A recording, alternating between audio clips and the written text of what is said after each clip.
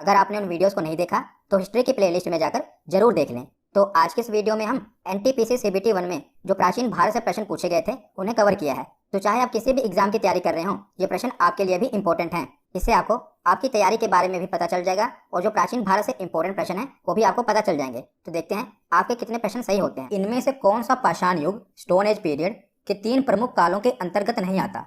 तो पाषाण युग के अंतर्गत इनमें से कौन सा काल नहीं आता?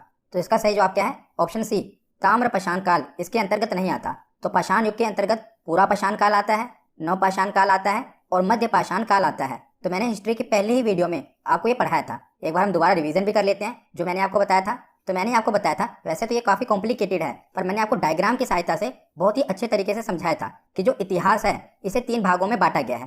प्राग ऐतिहासिक काल जिसे प्री हिस्टोरिक पीरियड कहते हैं, उसके बाद है आद्य ऐतिहासिक काल जिसे प्रोटो हिस्ट्री पीरियड कहते हैं और तीसरा है ऐतिहासिक काल जिसे हिस्टोरिक पीरियड कहते हैं। तो प्राग ऐतिहासिक काल का मतलब क्या है? तो इस काल में मानव किसी लिपि और लेखन कला से परिचित नहीं था, तो उस इतिहास को हमने प्राग ऐतिहासिक काल के अंदर रख दिया। और दूसरा है आदि ऐतिहासिक काल। तो इस काल में मनुष्य लिपि से तो परिचित था, यानी वो लिखना पढ़ना तो जानता था, पर जो उसने लिखा उसे हम नहीं पढ़ सकते। मतलब कि वो लिपि से परिचित था उस समय का मनुष्य, पर जो उसने लिखा उसे हम पढ़ नहीं सकते। जैसे कि हड़प्पा और सिंधु सभ्यता, वो लिपि से तो परिचित थे पर उनके द्वारा जो लिखा गया है उसे हम पढ़ नहीं सकते। तो इस काल को हमने आद्य ऐतिहासिक काल में रख दिया। और तीसरा काल है ऐतिहासिक काल। तो मानव किसी न किसी लिपि से परिचित भी था और जो उसने लिखा है उसे हम पढ़ भी सकते हैं, तो उसे हमने ऐतिहासिक काल में रख दिया। तो यहाँ पर प्रश्न क्या पूछा गया था कि पाषाण काल के अंतर्गत निम्नलिखित में से कौन सा काल नहीं आता? तो देखिए, जो प्राग ऐतिहासिक काल है ना, इसके आगे 2 भाग हैं, पाषाण काल और ताम्र काल। क्योंकि ये बहुत ही बड़ा काल है, बहुत ही बड़ा पीरियड है इतिहास का, इसीलिए पाषाण काल को भी 3 भागों में बांटा गया है, पूरा पाषाण काल, मध्य पाषाण काल और नव पाषाण काल। तो यही आपसे पूछा गया था कि पाषाण काल के अंतर्गत कौन सा काल नहीं आता? तो देखिए, पूरा पाषाण काल भी आता है, मध्य पाषाण काल भी आता है और नव पाषाण काल भी आता है। पर जो ताम्र काल है ये प्राग ऐतिहासिक काल के अंदर आता है, ना कि पाषाण काल के अंदर। तो आशा करता हूँ आपको ये पूरा डायग्राम समझ में आ गया होगा और आपको समझ में आ गया होगा कि इतिहास को किस प्रकार बांटा गया है और कौन कौन से काल किसके अंतर्गत आते हैं। तो अगला प्रश्न देखते हैं कि भीमबेटका की गुफाओं की खोज कब हुई थी? तो भीमबेटका की गुफाओं पर बहुत से प्रश्न बने हैं। तो इसकी खोज हुई थी 1957-58 में। तो ये एनटीपीसी में पूछा गया है 14 मार्च 2021 को। तो सन पूछ लिया उसने कि बताइए इसकी खोज कब हुई थी? तो 1957 और 58 में भीमबेटका की गुफाओं की खोज हुई थी। तो जो भीमबेटका की गुफाएं हैं ये भारत के मध्य प्रदेश के रायसेन जिले में स्थित हैं। तो ये भी इंपॉर्टेंट है कि जो भीमबेटका की गुफाएं हैं ये है कहाँ पर? तो ये मध्य प्रदेश के रायसेन जिले में स्थित हैं और ये गुफाएं चारों तरफ से विंध्य पर्वतमालाओं से घिरी हुई हैं और यह एक पूरा पाषाणी गुफा आवास है जिसकी निरंतरता मध्य ऐतिहासिक काल तक रही। और इसकी खोज किसने की थी? तो ये भी इंपॉर्टेंट है, ये एसएससी के एग्जाम में पूछा गया था कि भीमबेटका गुफाओं की खोज किसने की थी? तो डॉक्टर विष्णु श्रीधर वाकनकर के द्वारा 1957-58 में भीमबेटका गुफाओं की खोज की गई थी और वर्ष 2003 में इन्हें यूनेस्को की लिस्ट में शामिल कर लिया गया। उसके बाद अगला प्रश्न देखते हैं कि भीमबेटका के शिलाश्रय निम्नलिखित में से किसके लिए प्रसिद्ध हैं? तो ये हमने पीछे पढ़ा ना गुफाओं के बारे में, तो ये किसके लिए प्रसिद्ध हैं ये आपको बताना है। तो इसका सही जवाब है ऑप्शन डी। तो भारतीय उपमहाद्वीप पर मानव जीवन के प्राचीनतम चिन्हों की वजह से ये प्रसिद्ध हैं भीमबेटका की गुफाएं, आपको पता होना चाहिए। उसके बाद देखते हैं तो निम्नलिखित में से कौन सा मानव गतिविधियों एवं सभ्यता के प्राग ऐतिहासिक काल का सही काल अनुक्रम है? तो आपको बताना है कि प्राग ऐतिहासिक काल का सही काल अनुक्रम कौन सा है। तो देखिए, पूरा पाषाण काल, उसके बाद आता है मध्य पाषाण काल, उसके बाद आता है नव पाषाण काल। तो इसका सही जवाब क्या है? Option A. हमने पढ़ा था ना कि पाषाण काल के अंदर कौन सा आता है? सबसे पहले है पूरा पाषाण काल, बीच में आता है मध्य पाषाण काल, फिर आता है नव पाषाण काल। तो ऑप्शन ए इसका सही जवाब है। उसके बाद अगला प्रश्न है कि धोलावीरा ये किस राज्य में स्थित है? तो सिंधु घाटी सभ्यता का एक स्थल है धोलावीरा, तो ये किस राज्य में स्थित है?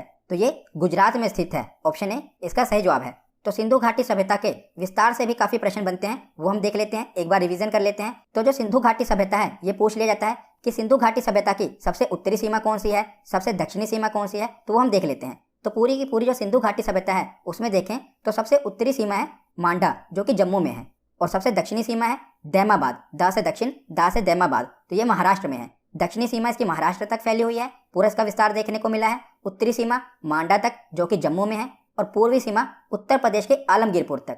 और बात करें पश्चिमी सीमा की तो ये वर्तमान में पाकिस्तान में है, सुतका गैंडोर जो कि बलूचिस्तान में आता है। तो ये आपको याद रखना है, ये सिंधु घाटी सभ्यता का विस्तार है। तो अगर हम इसे मैप में देखें तो जिसका विस्तार है ये त्रिभुजाकार है। ये भी कई बार एग्जाम में पूछा गया है कि सिंधु घाटी सभ्यता की आकृति, जो इसका विस्तार है उसकी आकृति किस प्रकार है, तो ये त्रिभुजाकार है। हमने सीमा देख ली, उत्तर में मांडा, दक्षिण में दैमाबाद, पूर्व में आलमगीरपुर और पश्चिम में सूतका गैंडोर। उसके बाद देखते हैं वर्ष 1920-21 के आसपास किस नदी के किनारे खुदाई के दौरान हड़प्पा शहर मिला था। तो हड़प्पा शहर किस नदी के किनारे मिला था?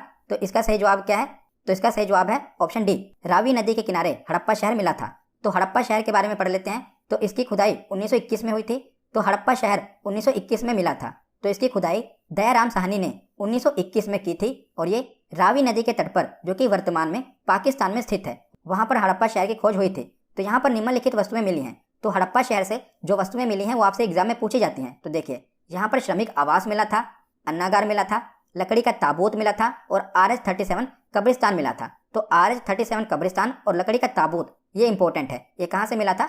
तो हड़प्पा से मिला था। और साथ में एक और ऐड कर लीजिएगा कि यहाँ पर नटराज की मूर्ति भी मिली थी। तो नटराज की मूर्ति कहाँ पर मिली थी? तो हड़प्पा में मिली थी। एक है नर्तकी की मूर्ति, वो मोहनजोदड़ो में मिली थी। वो भी मैं आपको आगे बताऊंगा कि जो कांसे की नर्तकी की मूर्ति थी वो मोहनजोदड़ो में मिली थी, पर जो नटराज की मूर्ति थी वो हड़प्पा में मिली थी। अगला प्रश्न है कि मृतकों का टीला है। तो मृतकों का टीला क्या है? तो मोहनजोदड़ो को मृतकों का टीला कहा जाता है। तो मोहनजोदड़ो का सिंधी भाषा में अर्थ है मृतकों का टीला।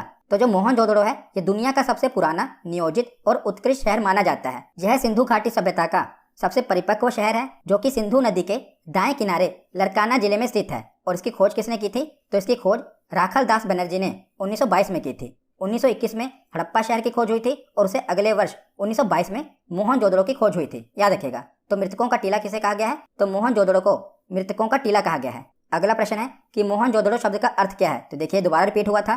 तो शब्द का अर्थ क्या है? मृतकों का टीला। ऑप्शन सी इसका सही जवाब है। तो मोहनजोदड़ो के बारे में पढ़ लेते हैं। तो मोहनजोदड़ो सभ्यता का उत्खनन 1922 ईस्वी में राखल दास बनर्जी ने किया था और वर्तमान में यह सिंधु नदी के तट पर और पाकिस्तान के सिंध प्रांत में लरकाना जिले में है। तो ये वर्तमान में कहाँ पर है? पाकिस्तान के सिंध प्रांत में है मोहनजोदड़ो। तो मोहनजोदड़ो का अर्थ क्या है? मृतकों का टीला। ये तो हमने पीछे देख ही लिया। तो यहाँ पर कौन कौन सी वस्तुएं मिली थी वो भी हम देख लेते हैं। तो मोहनजोदड़ो से हमें पुरोहित आवास मिला था, अन्नागार मिला था, विशाल स्नानागृह मिला था, वहां पर एक घर में कुआं देखने को मिला था, आदि शिव भगवान की मूर्ति मिली थी और कांसे की बनी नर्तकी की मूर्ति मिली थी। ये तो बहुत बार पूछा गया है। और सबसे चौड़ी सड़क भी हमें मोहनजोदड़ो में देखने को मिली थी। तो इसे मैंने आपको सिंधु घाटी सभ्यता वाली वीडियो में ट्रिक से याद कराया था। वहां पर अगर आपने देखा होगा तो आपको याद होगा। तो मोहनजोदड़ो में सबसे ज्यादा इंपॉर्टेंट क्या क्या है कि यहाँ पर घर में कुआं मिला था, विशाल स्नानागृह मिला था और कांसे की बनी नर्तकी की मूर्ति और सबसे चौड़ी सड़क ये कहाँ पर देखने को मिली थी? तो मोहनजोदड़ो में देखने को मिली थी। इसकी खोज राखल दास बनर्जी ने 1922 ईस्वी में की थी। अगला प्रश्न है कि मोहनजोदड़ो कहाँ पर स्थित है? तो ये आपसे पूछ लिया गया कि बताइए कहाँ पर स्थित है। तो इसे कई सारे प्रश्न रिपीट हुए हैं, आप देख ही रहे हैं। पहले इसका अर्थ पूछा गया, अब पूछा गया है कि कहाँ पर स्थित है। तो मैंने अभी आपको बताया कि पाकिस्तान के सिंध प्रांत में स्थित है। तो ऑप्शन डी इसका सही जवाब होगा। अगला प्रश्न है कि सिंधु घाटी सभ्यता के निम्न में से किस स्थल को सबसे पहले खोजा गया था? तो बताइए सबसे पहले कौन सा स्थल खोजा गया था? तो सबसे पहले हड़प्पा को खोजा गया था। तो ऑप्शन बी इसका सही जवाब है। अगला प्रश्न है कि पत्थर की बनी नृत्य करते हुए पुरुष की मूर्ति नटराज किस स्थान पर पाई गई थी? तो मैंने अभी आपको बताया कि जो नटराज की मूर्ति थी ये कहाँ पर पाई गई थी? तो ये हड़प्पा में पाई गई थी। अगर आपसे पूछा जाता कि कांसे की नर्तकी की मूर्ति कहाँ पर पाई गई थी तो वो मोहनजोदड़ो में पाई गई थी नर्तकी की मूर्ति, पर नटराज की मूर्ति ये कहाँ पर मिली थी? ये हड़प्पा में मिली थी। तो ऑप्शन सी इसका सही जवाब है। अगला प्रश्न है कि इनमें से कौन सा हड़प्पा स्थल गुजरात में पाया गया है? तो कौन सा हड़प्पा स्थल है जो कि गुजरात में पाया गया था? तो ये धोलावीरा है जो कि गुजरात में पाया गया है। तो हड़प्पा युगीन नगर धोलावीरा को यूनेस्को ने वैश्विक धरोहर की सूची में शामिल कर लिया है और यह गुजरात के रन ऑफ कच्छ में खादिर बेट द्वीप पर स्थित है धोलावीरा। और यह वैश्विक धरोहर की सूची में यानी कि यूनेस्को की लिस्ट में जगह बनाने वाला गुजरात का चौथा जबकि भारत का 40वां स्थल है और इसकी खोज 1968 में जगतपति जोशी ने की थी। याद रखिएगा। तो धोलावीरा कहाँ पर है? ये गुजरात में है। उसके बाद अगला प्रश्न है कि निम्नलिखित में से कौन सा स्थल सिंधु घाटी सभ्यता का हिस्सा नहीं है? तो आपको ये बताना है कि सिंधु घाटी सभ्यता का हिस्सा कौन सा नहीं है। तो मोहनजोदड़ो ये भी सिंधु घाटी सभ्यता का हिस्सा है, हड़प्पा भी है और लोथल भी है, पर उरुक ये सिंधु घाटी सभ्यता का हिस्सा नहीं है। ये मेसोपोटामिया की सभ्यता थी उसका हिस्सा था। तो ऑप्शन डी इसका सही जवाब होगा। अगला प्रश्न है कि पुरातात्विक स्थल सुरकोटदा ये किस राज्य में स्थित है? तो सुरकोटदा भी किस राज्य में स्थित है? ये भी गुजरात में ही स्थित है। तो एक बार देख लेते हैं कि कौन कौन से स्थल कहाँ पर स्थित हैं। तो धोलावीरा, लोथल, रंगपुर और सुरकोटदा ये चारों स्थल गुजरात में स्थित हैं। आलमगीरपुर ये उत्तर प्रदेश में स्थित है। कालीबंगा ये राजस्थान में स्थित है। मांडा जम्मू कश्मीर में, दैमाबाद महाराष्ट्र में और रोपड़ ये पंजाब में स्थित है। तो ये सिंधु घाटी सभ्यता के स्थल हैं जो मैंने आपको बता दिए। सर्वाधिक आप देख रहे हैं धोलावीरा हो गया, लोथल हो गया, रंगपुर और सुरकोटदा ये कहाँ पर हैं? तो ये गुजरात में है। उसके बाद अगला प्रश्न देखते हैं कि हड़प्पा के लोग निम्नलिखित भगवान में से किसकी पूजा नहीं करते थे? तो भगवान शिव की, विष्णु की, कबूतर की या स्वास्तिक की, किसकी पूजा नहीं की जाती थी हड़प्पा कालीन लोगों के द्वारा? तो इसमें सही जवाब क्या है? ऑप्शन बी, भगवान विष्णु के पूजा के प्रमाण हड़प्पा कालीन सभ्यता में देखने को नहीं मिले हैं। तो किसकी पूजा देखने को मिली है? तो मोहनजोदड़ो की एक मुहर पर स्वास्तिक चिन्ह देखने को मिला है, जहां से यह पता चला है कि स्वास्तिक चिन्ह में उनकी आस्था थी। और एक त्रिमुखी पुरुष को सिंहासन पर योग मुद्रा में बैठे दिखाया गया है, जिसे शिव का आदि रूप माना जाता है। और इसके दाएं तरफ हाथी एवं बाघ तथा बाएं तरफ गैंडा एवं भैंसों का अंकन है। और हड़प्पा सभ्यता के लोग धरती को उर्वरता की देवी मानकर उसकी भी पूजा करते थे। पशु, पक्षी, जल, वृक्ष, सांप, अग्नि आदि की पूजा भी हड़प्पा सभ्यता के लोगों के द्वारा की जाती थी। पर हड़प्पा सभ्यता के लोग भगवान विष्णु की पूजा नहीं करते थे, मतलब कि इसके प्रमाण देखने को नहीं मिले हैं। तो भगवान विष्णु की पूजा हड़प्पा कालीन लोगों के द्वारा नहीं की जाती थी। उसके बाद अगला प्रश्न है कि सबसे पुराना वेद है, तो सबसे पुराना वेद कौन सा है? तो यह ऋग्वेद। बहुत ही इंपॉर्टेंट है, याद रखिएगा, ऋग्वेद सबसे पुराना वेद है। तो ऋग्वेद के बारे में थोड़ा देख लेते हैं। तो कुल कितने वेद हैं? 4 वेद, ऋग्वेद, यजुर्वेद, अथर्ववेद और सामवेद। उसमें से सबसे प्राचीन वेद है ऋग्वेद। तो ऋग्वेद सबसे प्राचीन वेद है। इसमें 10 मंडल, 1028 सूक्त और 10,462 ऋचाएं हैं। और ऋग्वेद के तीसरे मंडल में गायत्री मंत्र भी है। तो जो गायत्री मंत्र है ये ऋग्वेद से ही लिया गया है। और ऋग्वेद में स्तोत्र एवं प्रार्थनाओं का संचय है। तो ऋग्वेद में क्या है? स्तोत्र और प्रार्थनाओं का संचय। तो जो ऋग्वेद है इसमें कुल मंत्रों की संख्या है, जो भी मैंने ऊपर पढ़ा ना, 10,462 ऋचाएं हैं, यानी कि मंत्र हैं। तो टोटल मंत्र देखा जाए तो 10,580 हैं, पर इसमें से 118 मंत्रों को दोहराया गया है। इसीलिए मूल मंत्रों की संख्या है 10,462। पर अगर आपसे कुल मंत्रों की संख्या पूछ ली जाए, कुल ऋचाएं पूछ ली जाए, तो वो है 10,580। पर अगर आपसे मूल मंत्रों की संख्या पूछी जाए तो वो है 10,462, क्योंकि जो इसमें से 118 मंत्र हैं उन्हें रिपीट किया गया है। इसीलिए 10,580 टोटल हैं, 118 घटा देंगे तो मूल मंत्र बचे 10,462। तो 10 मंडल हैं, 1028 सूक्त हैं और टोटल ऋचाएं हैं 10,580 और मूल मंत्रों की संख्या है 10,462। तो अगला प्रश्न है कि ऋग्वेद में डैश मंत्र हैं। तो यहाँ पर ये सूक्त पूछ रहे हैं, क्योंकि ऑप्शन को देख के आपको पता चल ही गया होगा। 10 मंडल, 1028 सूक्त। तो ऑप्शन बी इसका सही जवाब है। 1028 सूक्त हैं ऋग्वेद में। अगला प्रश्न है कि भारत का राष्ट्रीय आदर्श वाक्य सत्यमेव जयते अर्थात सत्य की ही हमेशा विजय होती है, तो ये किस प्राचीन भारतीय शास्त्र का एक मंत्र है? तो ये कहाँ से लिया गया है सत्यमेव जयते? तो ये मुंडक उपनिषद से लिया गया है। ऑप्शन बी इसका सही जवाब है। कौन से उपनिषद से? मुंडक उपनिषद से लिया गया है। तो देखिए 4 वेद हैं, 18 पुराण हैं और 108 उपनिषद हैं। उसी में से एक है मुंडक उपनिषद, जिसमें से सत्यमेव जयते लिया गया है। तो कितने वेद हैं? 4। और पुराण कितने हैं? 18। और उपनिषद कितने हैं? 108। उपनिषद का अर्थ क्या होता है? गुरुओं के समीप बैठना।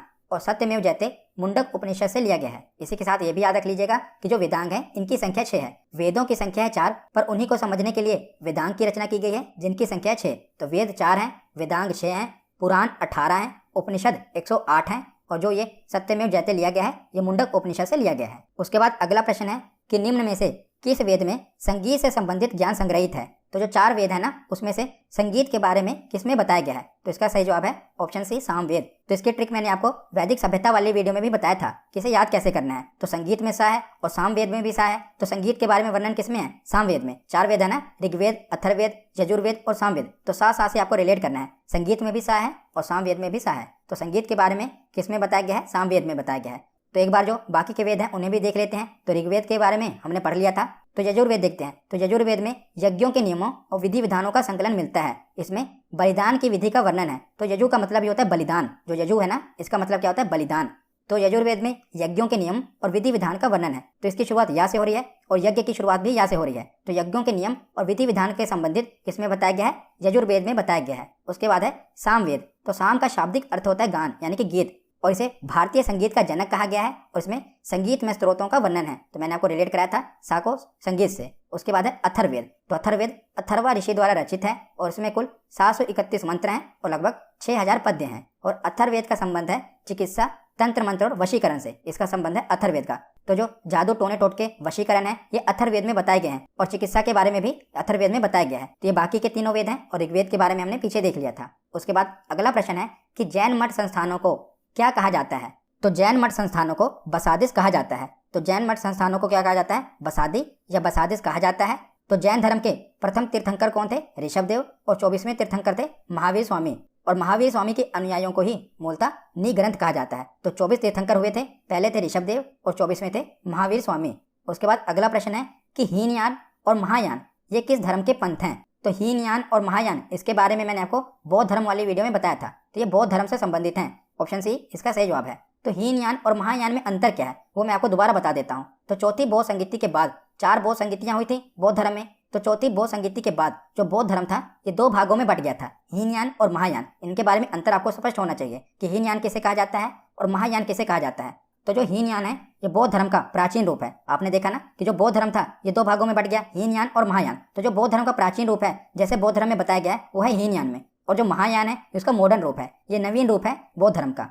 हीनयान ये कठोर मार्ग है, इसके द्वारा कम लोग निर्वाण की प्राप्ति कर सकते हैं। जो महायान है ये सरल मार्ग है, इसके द्वारा अधिक लोग निर्वाण की प्राप्ति कर सकते हैं। और जो हीनयान है ये बुद्ध को अलौकिक गुण वाला सामान्य पुरुष मानते हैं, पर जो महायान है ये बुद्ध को भगवान मानते हैं। उसके बाद देखते हैं जो हीनयान है ये बुद्ध के प्रतीकों की पूजा करते हैं, पर जो महायान है ये बुद्ध की मूर्ति की पूजा करते हैं। तो महायान मॉडर्न वाले हैं, ये बुद्ध की मूर्ति की पूजा करते हैं, और हीनयान जो बुद्ध के प्रतीक है ना उनकी पूजा करते हैं। और हीनयान वाले जो इनके ग्रंथ हैं वो पाली भाषा में रचे गए हैं, और महायान वाले ग्रंथ ये संस्कृत भाषा में रचे गए हैं। हीनयान वाले ये कर्म एवं धर्म में विश्वास करते हैं, महायान वाले ये परोपकार में विश्वास करते हैं। इसमें बौद्धिस्तव का आदर्श ग्रहण किया है जो दूसरों का कल्याण करते हैं, मतलब कि दूसरों की भलाई पर विश्वास करते हैं। तो जो हीनयान वाले हैं इनका प्रचार प्रसार लंका, म्यांमार, थाईलैंड, कंबोडिया आदि देशों में देखने को मिला है। और जो महायान वाले हैं इनका प्रचार प्रसार चीन, तिब्बत, जापान, कोरिया आदि देशों में देखने को मिला है। कई बार एग्जाम में पूछा गया है कि जो चीन में बौद्ध धर्म की कौन सी शाखा है, हीनयान या महायान। तो महायान वाली शाखा है चीन में। चीन हो गया, तिब्बत हो गया, ऊपर वाला भाग जो जापान, कोरिया इन देशों में महायान का प्रचार प्रसार है। और भारत के दक्षिण में देखा जाए तो लंका हो गया, म्यांमार, थाईलैंड, कंबोडिया, यहाँ पर हीनयान वाली शाखा का प्रचार प्रसार है, आपको याद होना चाहिए। उसके बाद अगला प्रश्न है कि विनय और सुत्त पिटक इनमें से किसकी शिक्षाओं के संकलन है।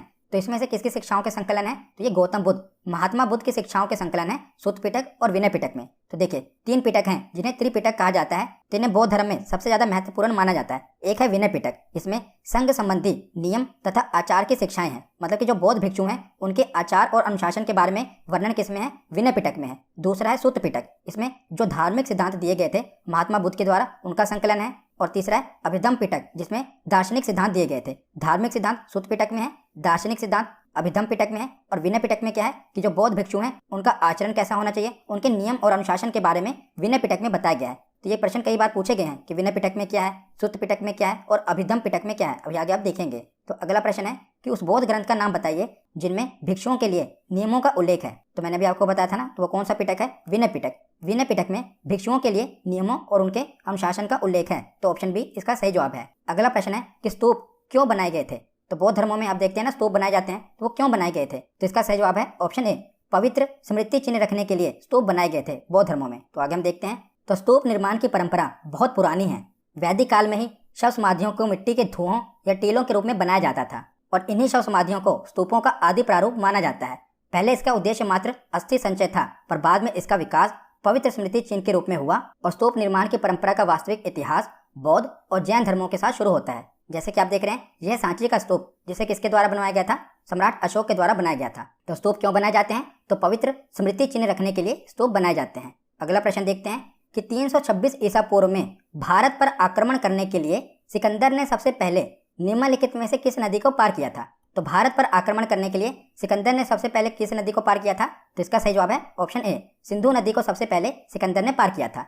तो 326 ईसा पूर्व में सिकंदर ने भारत पर आक्रमण किया था, ये मैंने आपको बताया हुआ है। और सिंधु नदी को पार करने के बाद वह तक्षशिला की ओर बढ़ा, और उसके बाद उन्होंने झेलम और चिनाब नदियों के बीच जो स्थित था राज्य उस समय पंजाब, उसके राजा पोरस के साथ युद्ध लड़ा, और इसी लड़ाई को हाइडेस्पीज या झेलम का युद्ध के नाम से जाना जाता है। तो कई बार एग्जाम में रिपीट हुआ है कि जो हाइडेस्पीज का युद्ध था ये किस नदी के किनारे लड़ा गया था, तो ये झेलम नदी के किनारे लड़ा गया था। और सबसे पहले कौन सी नदी पार की थी सिकंदर ने भारत पर आक्रमण करने के लिए, तो सबसे पहले सिंधु नदी को पार किया था सिकंदर ने भारत पर आक्रमण करने के लिए। अगला प्रश्न है कि मध्य प्रदेश में भगवान बुद्ध के सम्मान में सम्राट अशोक द्वारा बनवाया गया बौद्ध स्मारक कौन सा है। तो कौन सा स्तूप मध्य प्रदेश में बनवाया गया था सम्राट अशोक के द्वारा, तो यह सांची का स्तूप। अगला प्रश्न है कि तृतीय बौद्ध परिषद यानी कि तीसरी बौद्ध संगीति का आयोजन किसके द्वारा करवाया गया था। तो कौन सा शासक के द्वारा तीसरी बौद्ध संगीति का आयोजन करवाया गया था, तो सम्राट अशोक के द्वारा करवाया गया था। तो एक बार चारों बौद्ध संगीतियां देख लेते हैं। 4 बौद्ध संगीतियां हुई थी। तो सबसे पहले हुई थी 483 ईसा पूर्व में, कहाँ पर हुई थी,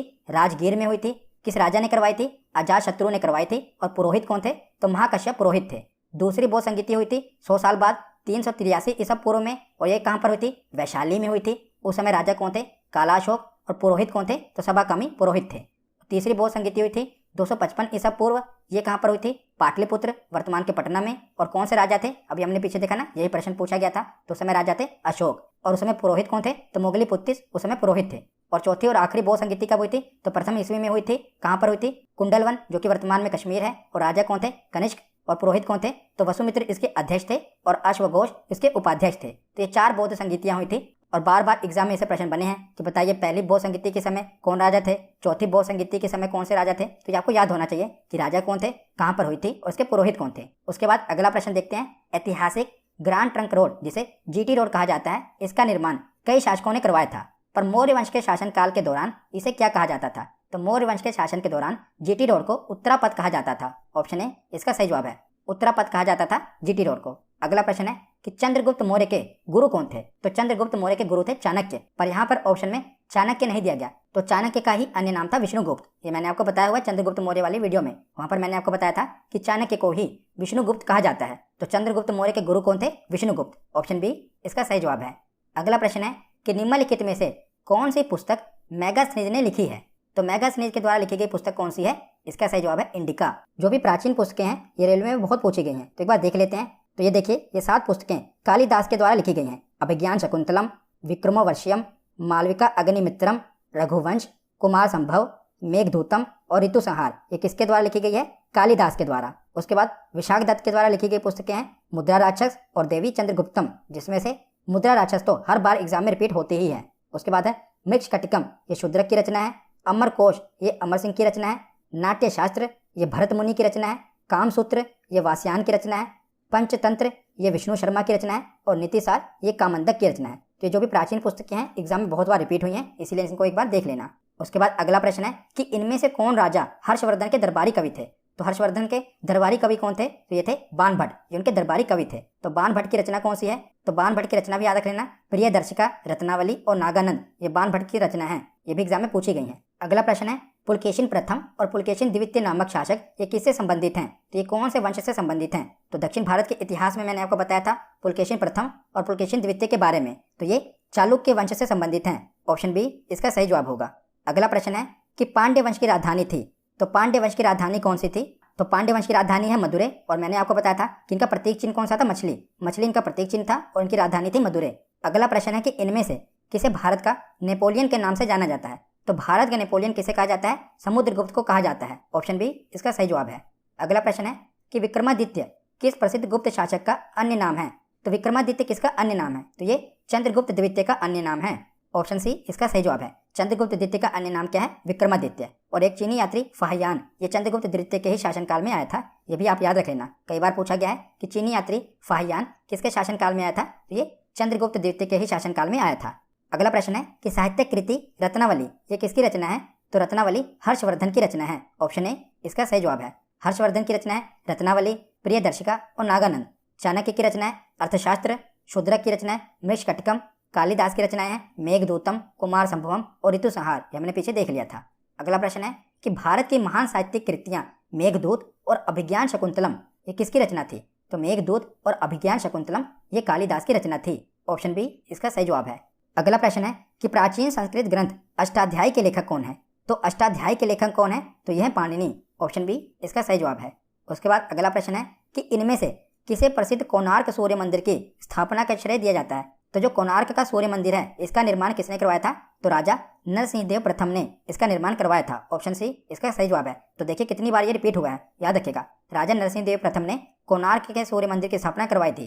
तो कोणार्क का सूर्य मंदिर देख लेते हैं। तो ये ओडिशा के कोणार्क में स्थित है और इसे यूनेस्को ने अपनी लिस्ट में शामिल किया हुआ है और ये सूर्य देवता को समर्पित है। इसका निर्माण 13वीं शताब्दी में करवाया गया था राजा नरसिंहदेव प्रथम के द्वारा और इसी मंदिर को ब्लैक पैगोडा के नाम से भी जाना जाता है। कोणार्क के सूर्य मंदिर को ब्लैक पैगोडा के नाम से जाना जाता है। अगला प्रश्न है कि खजुराहो का भव्य मंदिर किन शासकों के द्वारा बनवाया गया था? तो जो खजुराहो का मंदिर है ये चंदेल शासकों के द्वारा बनवाया गया था। किस शासकों के द्वारा? चंदेल शासकों के द्वारा। और ये खजुराहो का मंदिर है कहाँ पर? तो यह मध्य प्रदेश के छतरपुर जिले में स्थित है और इसका निर्माण चंदेल शासकों के द्वारा करवाया गया था। अगला प्रश्न है कि बृहदेश्वर मंदिर भारत के किस राज्य में स्थित है? तो बृहदेश्वर मंदिर आपको पता ही होगा ये तमिलनाडु में स्थित है। ऑप्शन सी इसका सही जवाब है। तो बृहदेश्वर मंदिर को राजराजेश्वरम मंदिर या पेरुवेदुयार कोविल मंदिर के नाम से भी जाना जाता है। राजराजेश्वरम इसे इसलिए कहा जाता है क्योंकि इसका निर्माण तमिल शासक राजराजा चोल प्रथम के द्वारा करवाया गया था, इसीलिए इसे राजराजेश्वरम मंदिर कहा जाता है। यह एक हिंदू मंदिर है जो कि भगवान शिव को समर्पित है और ये कावेरी नदी के दक्षिणी तट पर स्थित है। इसका निर्माण राजराजा चोल प्रथम के द्वारा करवाया गया था और इसे भी यूनेस्को के विश्व विरासत स्थल में शामिल किया गया है और इसे दक्षिण मेरू के नाम से भी जाना जाता है। तो ये बहुत ही इंपॉर्टेंट मंदिर है बृहदेश्वर मंदिर, इसीलिए इसे रिलेटेड जो भी इंपॉर्टेंट जानकारी है वो मैंने आपको दे दी क्योंकि ये बार बार एग्जाम में रिपीट होता है। अगला प्रश्न है कि निम्नलिखित में से कौन सा युग्म सुमेलित है। तो आपको बताना है कि कौन सा युग्म सुमेलित है। तो खजुराहो मंदिर आंध्र प्रदेश में है, गलत है। तिजारा मंदिर राजस्थान में, ये सही है। तो देखिए खजुराहो मंदिर ये कहाँ पर है, ये मध्य प्रदेश में है। तिजारा मंदिर ये राजस्थान में है।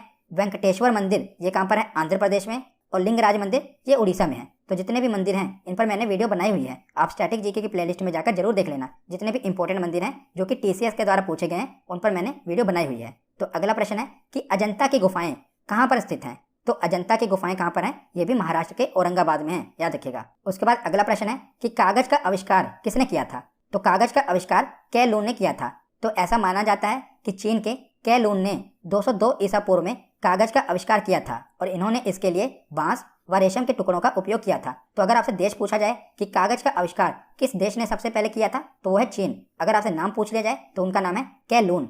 अगला प्रश्न है कि भारत के किस राज्य को प्राचीन समय में कामरूप के नाम से जाना जाता था। तो कामरूप के नाम से असम को जाना जाता था। तो यहीं पर है ना माँ कामाख्या देवी का मंदिर, कामरूप से इसको जाना जाता था पहले। यहीं पर माँ कामाख्या देवी का मंदिर है जहाँ पर हर वर्ष अंबुबाची का मेला लगता है। तो इसका सही जवाब है असम, इसे पहले कामरूप के नाम से जाना जाता था। अगला प्रश्न है कि महाभारत के अनुसार भीम और हिडिंबा का पोता कौन था। तो अगर आपने महाभारत सीरियल देखा होगा तो आपको इसका जवाब पता होगा कि जो भीम और हिडिंबा का पोता था वो कौन था।